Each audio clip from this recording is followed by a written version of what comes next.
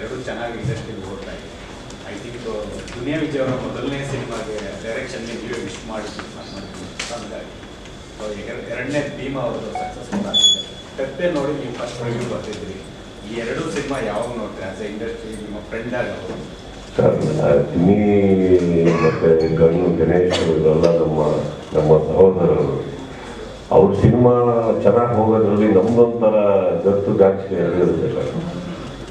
ಅರ್ಥ ಆಯ್ತಾ? ಹೋಗ್ಬೇಕು. ನಾನು ಮೊನ್ನೆ ಸಿಕ್ಕಿದಾಗ ಇವರೆಲ್ಲ ಟೆಕ್ನಿಷಿಯನ್ಸ್ ಆಗಬೇಕು ಅಂತ ಆಸೆ ಪಡಿ. ಇನ್ಫ್ಯಾಕ್ಟ್ ಇವತ್ತಿಗೂ ನಾವು ಮಾತಾಡ್ಬೇಕಾದ್ರೆ ಇನ್ನೊಂದು ಈ ಡೈರೆಕ್ಷನ್ ಯಾವಾಗ ಗಣೇಶ್ ಹತ್ರನೂ ಮಾತಾಡ್ತಾ ಇರ್ತೀವಿ. I think Ganesh is a big name. ಚೆನ್ನಾಗಿ ಮಾಡಿದವರು, ಅವ್ರು ದೊಡ್ಡ ದೊಡ್ಡ ಸಿನಿಮಾ ಕೊಟ್ಟವರು. ಅವ್ರ ಮಧ್ಯದಲ್ಲಿ ಒಂದು ಚಿಕ್ಕ ಗ್ಯಾಪ್ ಆಗಿತ್ತು, ಸಿನಿಮಾಗಳು ಅಷ್ಟು ಒಟ್ಟಿಗೆ ಹೋಗ್ತಾ ಇರಲಿಲ್ಲ.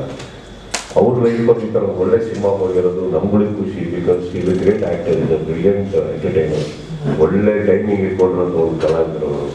ಅಟ್ ದ ಸೇಮ್ ಟೈಮ್ ಅವರು ವಿಜಿತ್ ಏನಂತಂದ್ರೆ ಅವ್ರದ್ದೇ ಆದಂಥ ಒಂದು ರೂಟಲ್ಲಿ ಹೋಗ್ತಾರೆ.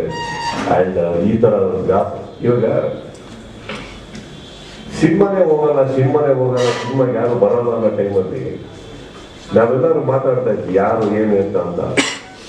ಗತ್ತು ಗಾಂಭೀರ್ಯ 2 ವರ್ಷಕ್ಕೂ ಬರಲಿಲ್ವಾ? 2 ಸಿನಿಮಾ ಬರಲಿಲ್ವಾ? ಇದು ಯಾವುದಾದ್ರು ಭೀಮಾ ಬರಲಿಲ್ವಾ? ನುಗ್ಗಿಲ್ವಾ? ಜನ ನೋಡ್ಲಿಲ್ವಾ?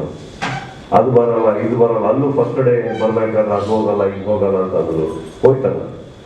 ಚಿತ್ರರಂಗ ಅನ್ನೋದು ಏನಿದೆ ಸರ್, ಯಾರು ಅದ್ರ ಪ್ರಾರಂಭ ಅಲ್ಲ, ಯಾರು ಅದ್ರ ಅಂತ್ಯ ಅಲ್ಲ.